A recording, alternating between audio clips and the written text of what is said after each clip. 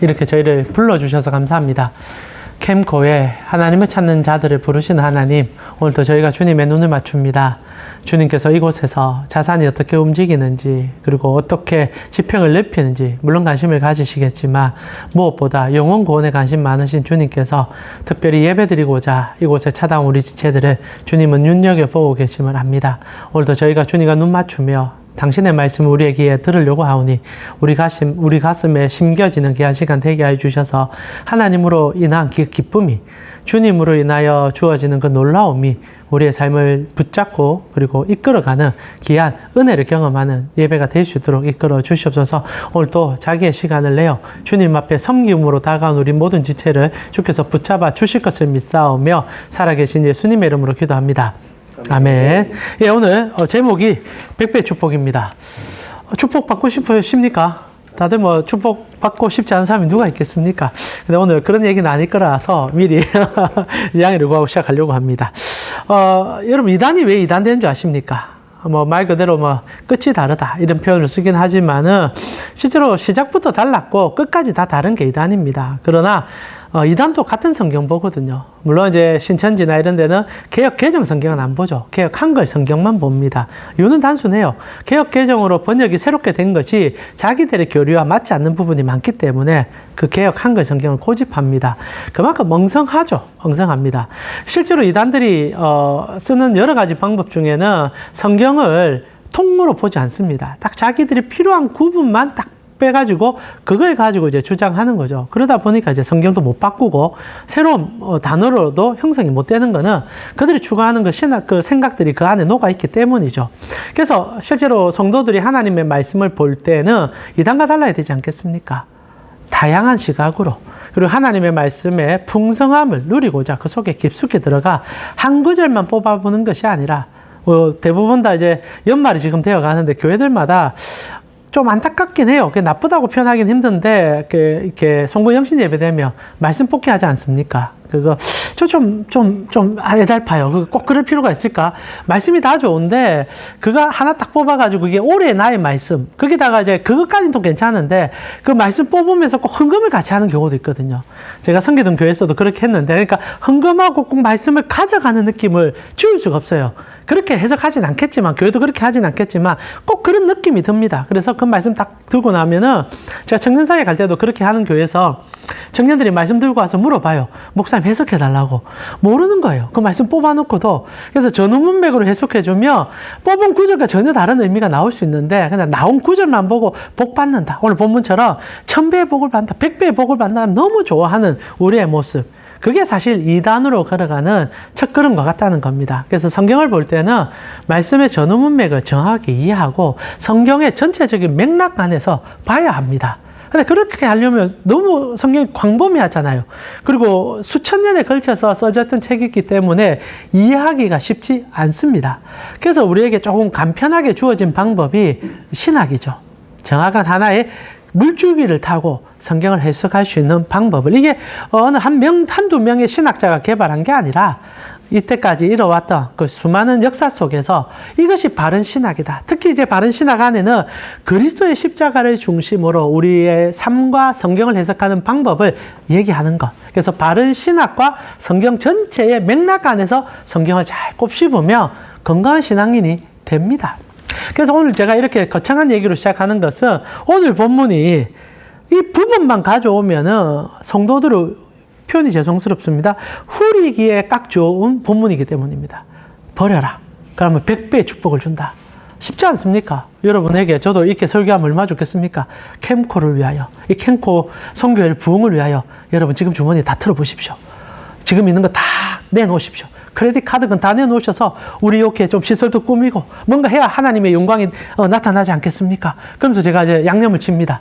지금 당신이 쓴 그 헌금, 당신이 쓴 시간, 하나님이 이 땅에서 100배로 갚아주고 내세에서는 엄청난 것으로 여러분이 함께 할 것입니다. 아멘입니까? 예. 그렇게 쓰기가 딱 좋은 본문이 오늘 본문이기도 하다는 거죠. 그러나 우리가 정확하게 성경 전체의 흐름과 예수 그리스도께서 우리에게 하셨던 그 복음의 은혜를 안다면 절대 그런 식으로 해석해서는 안 될 뿐 아니라 그런 해석이 나올 수도 없는 본문이라는 거죠. 그래서 오늘 우리는 백배라는 축복에 꽂힐 것이 아니라 예수님께서 이 이야기를 왜 하셨는지와 이 이야기가 나에게 무엇으로 적용돼야 되는지를 한 번 더 문맥 속에서 해석해보고 싶습니다. 실제로 저희가 지금 마가복음 10장을 보고 있는데요. 마가복음 첫 10장의 첫 시작은 결혼 이야기로 시작했었습니다. 문맥을 잘 잡으셔야 해요. 결혼을 얘기할 때 이제 종교인들이 찾아와서 예수님에게 책을 잡기 위해서 이혼의 문제는 어떻게 생각하느냐고 도발적으로 물었습니다. 물론 그들의 음흉한 수작을 예수님이 모르지는 않았습니다. 그러나 명확하게 답을 내려주죠. 이혼은 불가하다. 음행의 죄, 마가복음은 그것도 얘기하지 않죠. 음행의 죄 외에는 이혼할 수는 없다 라고 얘기합니다. 그러나 예수님께서 우리에게 얘기하고 싶은 것은 우리의 실생활 속에서의 가정생활이 아니라 신랑 되시는 그분께서 우리를 버리지 않을 것에 대한 이야기로 그 간혹한 종교인들의 이야기를 통하여 전달해 줬습니다. 즉 가족 공동체가 나의 십자가로 인하여 이루어질 것이다. 이게 10장의 핵심이에요. 이제 복음이라는 것은 하나님을 아버지로 삼고 예수님을 나의 형님 선생님으로 삼아 그분의 나라에 들어가기 위하여 우리가 함께 지체가 되어 그분을 섬기는 가치가 우리 속에 드러난다. 그래서 이혼이란 가치를 설명한 다음에 뜬금없이 자녀가 아니죠. 어린아이에 대한 이야기가 등장합니다. 그러면서 철없는 어린아이, 그와 같이 아니하면 하나님 나라 갈 수 없다. 그래서 주님의 주도권과 하나님 되심을 인정하는 자만이 그 나라를 맛볼 수 있다라고 얘기했습니다. 그런데 이제 그 나라를 저해하고 방해하는 세력이 등장하죠. 그가 누굽니까? 부자 청년이었습니다. 부자 청년의 논조는 단순했어요. 저번 주에 나누었지만 모든 것이 내가였습니다. 내가 어떻게 하면 구원을 이룹니까? 내가 그것을 다 했습니다. 그래서 내가 이제 얻을 수 있는 것 아닙니까? 그때 주님께서 단호하게 얘기합니다. 너가 해서 이룰 수 있는 것은 없어. 그럼 한번 물어볼게. 너가 그렇게 자랑하는 재산 다 팔아서 가난한 자에게 줘라. 그리고 나를 쫓으면 너가 그렇게 받고 싶어하는 영생이 있을 거야. 여기의 핵심은 돈을 버린다는 것이 아니라 명령의 주체가 누구인지를 묻는 거죠. 너는 누구를 너의 인생의 주인으로 삼고 있느냐? 부자 청년은 자기가 인생의 주인이었던 거죠. 내가 열심히 살았고 내가 돈을 벌었고 내가 이것으로 하나님 나라도 사겠습니다. 주님께서 아니다. 하나님의 나라는 너의 희생과 노력이 아닌 그분의 사랑과 은혜로 주어지고 너는 그것을 기쁨으로 맛보는 게 전부일 것이야. 우리는 가족 공동체야. 회사가 아니야. 어떤 공로를 주장하는 그런 단체가 아니야. 아버지가 너를 사랑하여 불러줘 접붙임해줬고 그 사랑에 감격되어 어린아이처럼 충성되게 아버지를 노래하는 곳. 근데 너가 왕이고 너가 주체고 너가 너의 인생의 설계자야. 그런 곳에는 하나님 나라가 있을 수 없어. 그래서 그 부자 청년은 하나님의 명령을 따를 수가 없으니 당연히 자기의 처소로 돌아갑니다. 그래서 주님께서 너무 애달파하면서 나머지 남아있는 제자들에게 얘기하죠. 이렇게 부자가 하나님 나라 들어가는 것이 낙타가 바늘길을 통과하는 것보다 어려워. 자, 여기서 부자는 물리적인 부자도 내포하지만 우리 마음의 부자죠. 우리 안에 뭐가 가득한지를 묻는 겁니다. 하나님 외에 내 거라고 생각하는 모든 가치들로 똘똘 뭉쳐있는 자들은 낙타가 바늘길을 통과하는 것처럼 더 어렵게 하나님 나라를 갈 수밖에 없죠. 교회 안에 있어도 부자들은 하나님을 잘 못 봐요. 물리적인 부자를 얘기하지 않습니다. 내가 가득한 사람들은요, 내 안의 것들로 가득 찬 사람들은요, 어느 날 어떻게 복음이 선포돼도 다 부자 청년처럼 자기 주관으로 해석해요. 마음에 기쁨이 없고 행복이 없죠. 그래서 주님께서 이 예달품을 가지고 제자들에게 처근하게 그 청년을 바라보면서 얘기하니까 제자들도 그거 듣고 깜짝 놀랍니다. 그러면 누가 천국 갑니까? 이렇게 나온 거예요. 자, 여기서부터 오늘 본문이 해석이 됩니다. 제자들은요, 예수님이 지금 계속 얘기해도 하나도 못 알아들었다는 게 오늘 본문의 키워드입니다. 제자들은 알아듣지 못했어요. 그래서 이제 부자 청년을 떠나보내고 난 다음에 주님께서 이런 얘기를 하지 않습니까? 자, 27절에 오늘 우리 본문은 아니지만 이렇게 되어 있습니다. 바로 앞절에 예수께서 그들을 보시며 이르시되 사람으로는 할 수 없으되 하나님으로는 그렇지 아니하니 하나님으로서는 다 할 수 있다. 하나님이 너에게 선물로 주는 거야. 복음은 선물입니다. 그래서 너무너무 감격스럽죠. 내가 희생하기 이전에 희생해 주셨고 내가 뭔가 하기 전에 부어주심. 그래서 에베소서는 우리에게 이렇게 얘기하잖아요. 바울이 2장 8절에서 9절까지 너희는 그 은혜로 인하여 믿음으로 말미암아 구원을 받았으니 이것이 너희에게서 난 것이 아니요 하나님의 선물이라. 여기서 너희는 그 은혜로 인하여 믿음으로 말미암아 얘기할 때 이게 내 믿음이 아니죠. 그리스도의 믿음으로 인하여 그리스도의 은혜로 인하여 우리가 주님의 은혜를 맛봤습니다. 그래서 우리의 구원은 선물입니다. 그래서 9절에 행위에서 난 것이 아니니 이는 누구든지 자랑하지 못하게 하기 위하여 그랬다. 그래서 교회 안에서 자랑하면 안 돼요. 와, 내가 예수 더 잘 믿는다. 내가 기도를 얼마나 열심히 하는데. 제가 고등학교 때 신앙을 한번 버릴 뻔한 적이 있었습니다.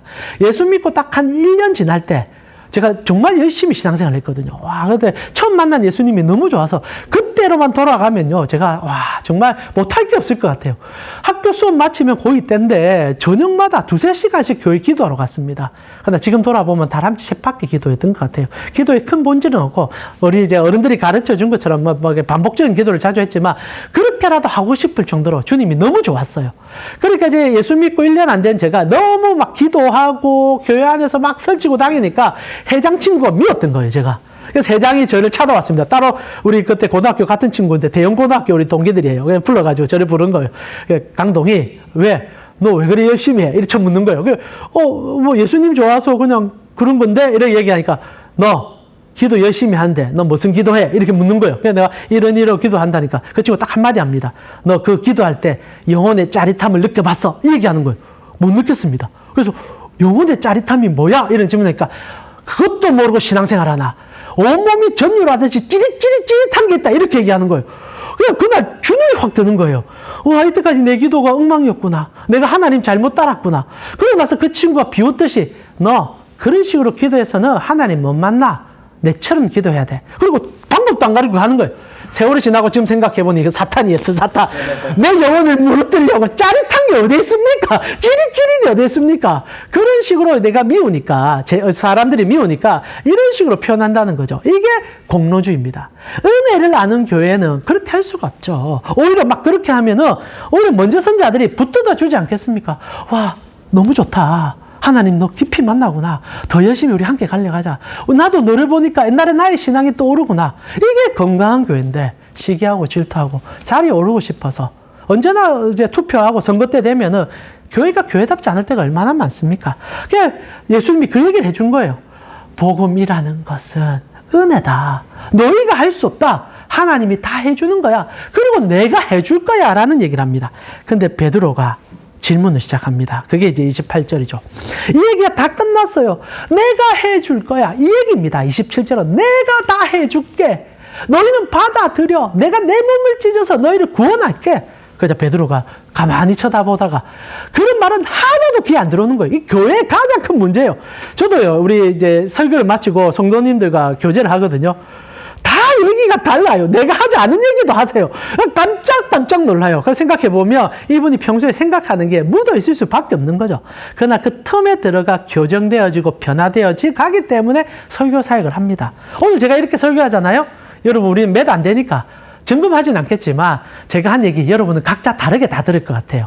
근데 핵심은 딱 하나입니다. 어떻게 들어도 상관없어요. 딱 하나만 기억하세요. 내 공로는 없고 오직 주님께서 나를 위하여 다 해줬다.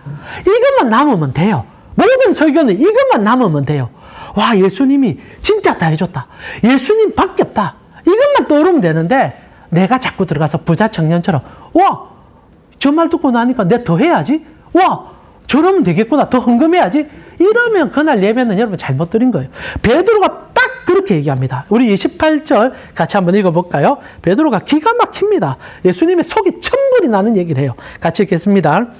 베드로가 여짜와 이르되 보소서 우리가 모든 것을 버리고 주를 따랐습니다. 지금 주님께서 부자 청년 보면서 다 버리는 게 아니야 라고 얘기하는데 베드로는 오히려 어떤 거 없이 주님 우리 진짜 다 버렸잖아요. 그러니까 나는 칭찬해 주세요. 이 얘기가 시작되는 겁니다. 주님께서 속에서 와 불이 올라왔을 거예요. 야, 이 베드로의 이름의 뜻이 뭡니까? 반석 아니에요. 속으로 만약 예수님 그렇게 하진 않았겠지만 제가 예수님이었다면 이 돌대가리야 내가 지금 이렇게 얘기하는데 니는 네 이름이 맞아 이렇게 얘기할 정도로 베드로는 답답한 인생인 거예요. 주님께서 지금 버려라 얘기를 한 것이 아니라 주님으로 채워라 내가 해준 것을 기억하라는 얘기를 하는데 베드로는 똑같은 얘기를 반복합니다. 부자 청년이 했던 얘기를 또 다른 버전으로 얘기하는 거예요. 이게 교회 안에 얼마나 많은 줄 아십니까? 여러분 중에 구원을 은혜로 받았다고 제가 말이 꼬였습니다. 여러분 중에 구원은 은혜가 아님을 부정하는 사람 누가 있겠습니까? 다 은혜로 구원받은 건 압니다. 다 예수님께서 여러분을 불러주셨잖아요. 물론 어떤 김 집사님, 이 집사님 만나서 예수 믿을 수 있고, 강 목사, 박 목사 만나서 복음 들을 수도 있겠지만, 만나게 해주고 나를 변화시켜 준 것은 예수님이었다는 것을 다 알고 우리의 신앙이 시작됩니다. 근데 신앙생활 하다 보면요, 그거 없어요. 다 내가 뭘 하고 있는지. 나는 이만큼 했기 때문에, 내가 이만큼 이렇게 하니, 내가 왜 인정 못 받아? 왜 나를 인정 안 해줘? 이런 모습이 교회 안에 군데군데 나타난다는 거예요. 베드로가 그 얘기를 한 겁니다. 그리고 나서 이제부터 시작되는 얘기는 좋은 얘기가 아니에요. 예수님 화가 난 거예요. 부자 청년 보면서 돌아가는 거 보면서 애달픔으로 낙타 얘기까지 했는데 똑같은 얘기를 베드로가 하니까 이제부터 예수님의 분노에 찬 이야기가 나옵니다. 그래서 여러분이 읽고 있는 29절에서 30절은 결코 좋은 말이 아니에요. 예수님 지금 화가 났어요. 그리고 그 화 속에 너희의 실체를 밝혀줄게라고 얘기하는 겁니다. 제가 읽어드릴게요. 예수께서 이르시되 내가 진실로 너에게 이르노니 나와 복음을 위하여 집이나 형제나 자매나 어머니나 아버지나 자식이나 전토를 벌인 자는 랩을 하십니다. 아마 이때 말을 다 쏟아내셨을 거예요. 분위기가 지금처럼 와 베드로 진짜 다 버렸네 아이고 잘했다가 아니라 전토나 집이나 막 이렇게 쏘아붙이지 않겠습니까? 그리고 이제 30절에 현세에서 집과 형제와 자매와 어머니와 자식과 전토를 100배나 박해를 겸하여 받고 내세도 영생을 받지 못할 자가 없다 이렇게 얘기합니다. 자, 이때까지 들을 때는 베드로 판단이 안 쓸 거예요. 왜냐하면 자기 버린 걸 막 계산하고 있을 거거든요. 와 나는 내 아내도 잠시 집에 놔두고 내 자녀들도 집에 잠시 놔두고 3년 동안 예수님 열심히 쫓았지? 그러면 저기 말하는 곳에 어느 정도 난 들어가겠군. 그리고 나도 지금 집은 있지만은 집을 떠난 지 몇 년 됐지? 그러니까 주님이 그것도 내 카운팅 해주겠지. 100배 준다고? 그럼 나는 적어도 10배는 받겠구나. 막 계산 돌아갔을 겁니다. 근데 예수님께서 이렇게 막 쏟아내고 베드로와 나머지 제자들의 마음속에 있는 그 컷된 우상을 끄집어낸 다음에 딱 마지막 31절에 정리를 적어줍니다. 그러나 자, 우리 이제 30절, 29절에서 30절까지 들 때는 막 카운팅하기 바빴습니다. 교회 안에 이런 일 많잖아요. 설교 끝나면은 헌금하라, 헌신하라. 그럼 내가 얼마나 헌신했는지, 얼마나 헌금했는지 막 따지기 시작합니다. 그렇게 제자들 막 따지는데 갑자기 예수님께서 그러나 뒤집어질 거야. 이게 핵심입니다. 그러나 먼저 된 자로서 나중되고 나중된 자로서 먼저 될 자가 많아. 그게 교회야 라고 얘기합니다. 여기서 먼저 된 자, 나중된 자가 뭐냐면요. 우리는 보통 이게 순서로 생각합니다. 그래서 앞에 선자, 뒤에 선자 이렇게 얘기하는데 원어로 보면 조금 달라요. 이 먼저 된 자는 여러분 혹시 스타크래프트 해보셨습니까? 거기에 나오는 프로토스란 종족 아시죠? 그게 사용됩니다. 먼저 된 자란 게 프로토스입니다. 최고의 가치. 그래서 제가 알기로 스타의 프로토스는 원형적 존족이라 하던가요? 그런 게 제막 게임을 하는 거예요.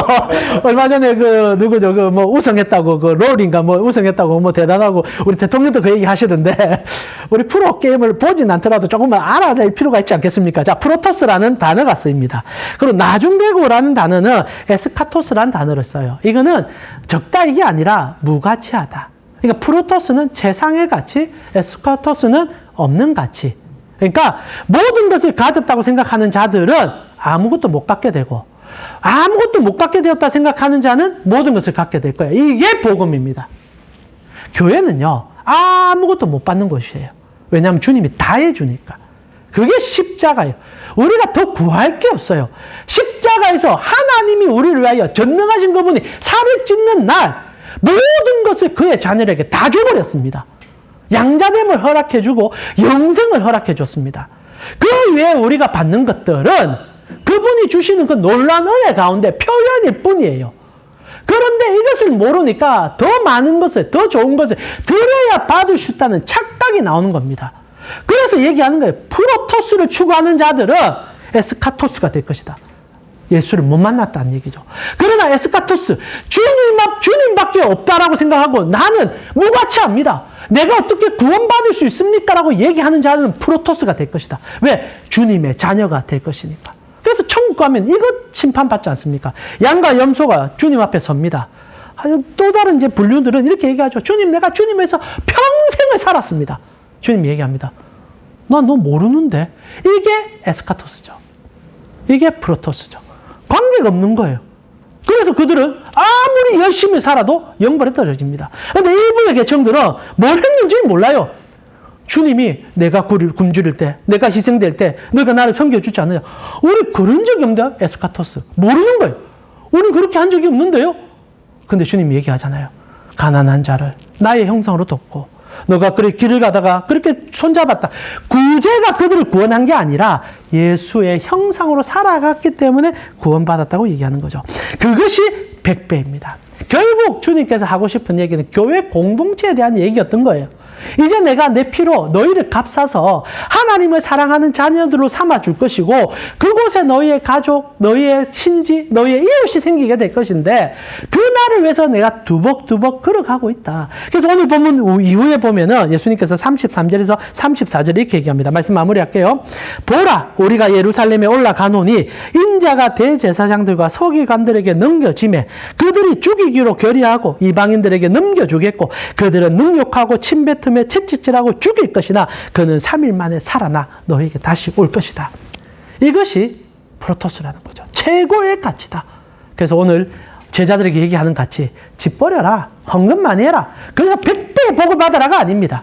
내가 다 해줄 테니까 그 은혜 받아들이며 이제부터 너희가 서로 사랑함으로 나의 공동체를 이루므로 그 안에서 영광과 충만함을 누렸으면 좋겠구나. 결국 너무 답답한 예수님께서 베드로와 제자들을 바라보면서 가슴 찢듯이 십자가를 역설하듯이 설명하는 이야기가 오늘 본문입니다. 100배요? 받습니다. 여러분은 이미 100배를 받았습니다. 그리스도를 받으셨잖아요. 그리고 그분 때문에 사랑하는 사람들과 영원을 꿈꾸잖아요. 우리가 이 세상 살아가다가 결국 우리는 다 만날 겁니다. 네, 우리 자녀도 우리가 사랑하는 자들도 예수 안에서 하나 되게 해준 이 은혜 무엇과 바꿀 수 있겠습니까? 결국 주님을 어떻게 사랑하고 어떻게 따를지를 여러분이 듣고 나아가는 것이 오늘 본문의 핵심임을 잊지 말아 주십시오. 마지막 말씀 드리고 여러분에게 마치겠습니다. 마태복음 6장 8절에 주님께서 이렇게 당부하셨죠. 그러므로 그들을 본받지 말라. 부자 청년 본받지 말라는 거예요. 구하기 전에 너에게 있어야 할 것을 하나님 너희 아버지께서 다 안다. 이것이 에스카토스를 추구하는 그리스도인의 삶입니다. 내가 원하는 것 이전에 주님께서 다 알면 알고 그분으로 만족하고 그분의 희생과 사랑 안에 녹아들어가 그 은혜로 삶을 살아낼 때 성도는요. 삶의 기쁨을 놓치고 싶어도 놓칠 수 없는 자가 될 것입니다. 이 시간 여러분은 무엇을 추구하고 살고 있는지를 다시 한번 점검하며 베드로 같은 어리석은 질문이 우리의 속에 매일 나옵니다. 그러나 그럴 때마다 눈물 흘리는 주님 안에서 주의 사랑을 먼저 맛보기로 결단하여 그분의 사랑 안에 녹아들어가 그분을 묵묵히 따라가는 우리 캠코 선교의 지체들 되어지기를 기도드립니다. 이제 같이 한번 기도할까요? 주님, 참 부자 청년이 그렇게 돌아가도 제자들이 안 바뀌듯 우리도 똑같습니다. 다 알죠. 주님이 나를 위하여 어떻게 죽어주시고 그 사랑으로 나에게 모든 것을 주셨다는 것. 근데 우리는 그것이 만족스럽지 않습니다. 그거는 그냥 기본값이고 지금 살아가면서 더 많은 것, 더 좋은 것 그리고 그것 받으려고 더 많은 희생과 더 많은 것을 갖다 바칩니다. 종교 생활에 익숙해진 저희 아닙니까? 그러나 주님께서 오늘 또 말씀을 통하여 우리에게 부릅니다. 다시 한번 나의 사랑을 보라. 남은 시간 또 주의 사랑에 부여잡혀 그 사랑으로 살아가는 나의 삶 되게 하여 주시옵소서. 우리 주님께 크게 기도하지 마시고요. 사랑을 고백하셨으면 좋겠어요. 주님 이렇게 사랑합니다. 이런 사랑 고백합니다. 이제 우리 함께 주님을 향하여 우리의 사랑을 고백하고 함께 나아갑시다. 주님 감사합니다. 오늘도 우리 사랑하는 캠코 선교의 지체들과 함께 이 점심시간에 주님의 사랑 안에 우리가 다시 한번 서 있습니다. 주여 우리가 참 저 자신이 먼저 간교합니다. 참 많이 간사하죠. 하나님 너무 많은 것을 욕망을 부리고 안 될 때마다 주님께 투정 부리기가 일수입니다. 하나님 참 답답할 때도 많고 지칠 때도 많아서 이런저런 얘기도 많이 합니다. 그러나 하나님 그럴 때마다 주님이 걸어가신 길을 잊어버리지 않았는가 돌아보게 됩니다. 모든 제자들에게 배신당하시고, 그리고 십자가에 발극이 벗김받으시고, 그리고 단 한 가지 이유, 우리가 생각하는 나라가 아닌 하나님께서 주고 싶은 그 나라를 위하여 온몸을 희생하여 우리에게 그 사랑을 보이신 주님, 오늘도 그 주님과 눈 맞춥니다. 캠코가 많이 힘듭니다. 우리 성교회가 많이 지칩니다. 그러나 하나님, 우리 안에 복음이 있음을 기뻐합니다. 오늘 우리 지체들 주님과 눈 맞추게 하여 주시고, 주의 가슴을 담게 하여 주시고, 정말 주의 말씀을 듣고 이 각박한 세상 속에서 이 캠코를 섬기고자 모이는 저희에게 하나님의 사랑을 오늘도 덤뿍 부어 주시옵소서. 주님 감사합니다. 주님, 우리가 이 거대한 건물 안에 있다 보면 베드로와 같은 질문이 끊임없이 나오고 부자 청년 같은 삶의 방향이 계속 펼쳐집니다. 주님, 어떻게 해야 더 오를 수가 있습니까? 어떻게 해야 더 많은 것을 얻을 수 있습니까? 주님, 이거 포기하면 됩니까? 이거 갖다 바치면 됩니까? 그러나 주님께서 우시면서 우리에게 얘기하십니다. 그렇게 살지 마라. 너의 삶에 나의 흔적이 남기 원하고 너의 삶에 나의 사랑이 녹아있기 원한다. 내가 너를 위하여 내 몸을 찢었고 내가 너를 위하여 내 살을 찢었다. 그것을 먹고 마신 너가 왜 세상과 똑같은 말을 하고 있느냐? 이제 나와 함께 가자. 내가 너에게 최상의 가치를 허락해 줬으니 나와 함께 그 가치를 모르는 이곳에 보여줬으면 좋겠다. 오르고 싶어서 무너지는 인생이 아니라 하나님으로 인하여 세워져 가는 삶, 주님 때문에 웃을 수 있는 삶, 주님 때문에 겨워서 나아가는 삶, 그것을 너가 보여줬으면 좋겠구나. 오늘도 우리가 그 사랑을 쫓아 삽니다. 그 사랑 때문에 이곳을 섬기고 그 사랑 때문에 하루하루 한 발짝 내딛습니다. 하나님, 예수님, 오늘도 우리 삶을 주님의 사랑으로 더 채워 주시옵소서. 지금은 우리 주 예수 그리스도의 은혜와 하나님 우리 아버지의 무한하신 사랑과 성령님의 감화, 감동, 교통케 하심이 그리스도의 사랑으로 가득 채워져 그 사랑에 겨우 그 사랑을 표현하길 원하는 캠코 성교의 지체들 머리 위에 지금부터 영원토록 함께 있을 지어다. 아멘. 예, 그 사랑으로 살아내